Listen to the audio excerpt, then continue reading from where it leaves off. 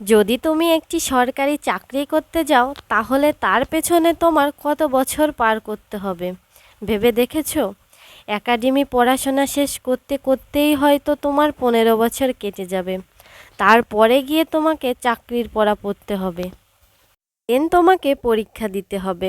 পরীক্ষা দিয়ে ভাগ্য ভালো হলে তোমার প্রথমবারেই চাকরি হয়ে যেতে পারে। আর যদি ভাগ্য ভালো না হয়, আরও 2-3 বছর কেটে যাবে।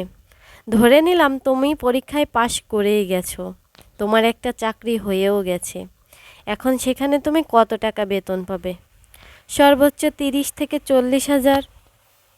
এই 30 থেকে 40 হাজার টাকা ইনকাম করার জন্য তোমার জীবনের কত সময় ব্যয় করেছো, এটা কি কখনো ভেবে দেখেছো? তারপরে না গিয়ে তুমি একটা চাকরি পেলে। আমাদের অনেকের ভাগ্য হয়তো তোমার মতো ভালো না, আমরা এত বছর নষ্ট করেও একটা চাকরি পাইনি। এতগুলো বছর কষ্ট করে কিছুই হলো না, আর আমরা ফেসবুকে মাত্র 2 দিন কাজ করেই হতাশ হয়ে যাচ্ছি। কেন অন্যদের হচ্ছে, কেন আমাদের হচ্ছে না?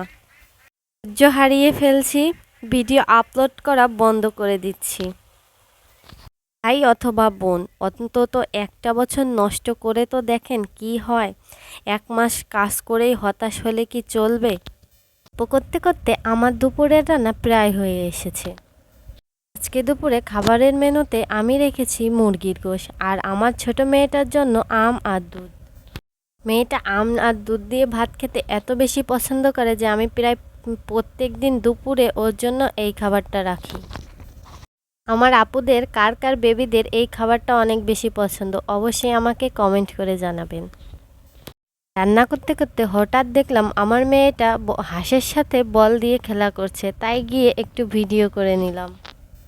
দেখি আমার মেয়েটা কিভাবে হাঁসের সাথে খেলা করছে।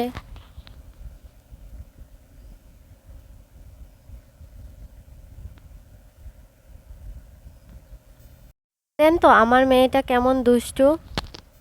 এ নিয়ে রান্না করা, ভিডিও করা অনেক বেশি কষ্টকর হয়ে যায়, তাই আপনারা যারা আমার ভিডিওটা দেখবেন অবশ্যই আমাকে সাপোর্ট করবেন, আমার পাশে থাকবেন। এদিকে আমার রান্নাও প্রায় হয়ে এসেছে। আমার এই রান্নার ভিডিও আপনাদের কার কার ভালো লাগে অবশ্যই আমাকে কমেন্ট করে জানাবেন।